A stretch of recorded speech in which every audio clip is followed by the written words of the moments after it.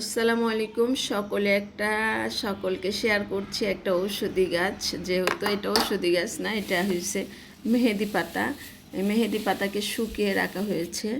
আর এটা আমি ফজরের নামাজ পড়তে যখন উঠেছিলাম তখন এটাকে আমি ভিজিয়ে রেখেছি। তো এখন এটাকে ছেঁকে নিব। ছেঁকে নেওয়ার পরে দেখো এটার নির্যাসটা কত সুন্দর। এটা ধরো মা, এটার নির্যাসটা কত সুন্দর হয়। হ্যাঁ, তো এটা আমি ভিজিয়ে রেখেছিলাম। মাশাআল্লাহ। তো এটা দেখো, একবারে মনে হচ্ছে না যে আমরা রুহ আফজার শরবত হবে বা দেখা যাচ্ছে লিগার চা হবে। হ্যাঁ, লিগার চায়ের মতনই মনে হচ্ছে না এরকম। লিগার চাটারও তো এত সুন্দর কালার আসে না।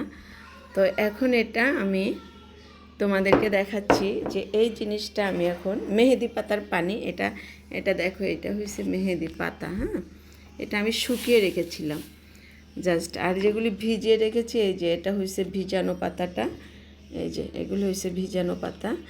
তো এইটা এখন আমি জাস্ট খাবো, ঠিক আছে? এটা এখন আমি খেয়ে নিব এক গ্লাস। বিসমিল্লাহ।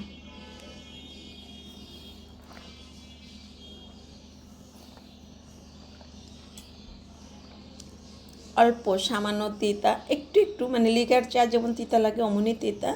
আর একটু একটু হয়েছে মেহেদি পাতার একটু ফ্লেভারটা আসে, জাস্ট এটাই, আর কিছু না। কিন্তু অনেক সুন্দর, শরীরের অনেক উপকার হয় এটাতে, অনেক উপকার। গ্যাস্ট্রিক বলেন বা চুলকানি বলেন বা আরও অনেক সমস্যা, নারীদের তো অনেক সমস্যা থাকে, ওগুলি সব কেটে যায় এটাতে। তো সবাই চেষ্টা করবেন, খেয়ে দেখবেন।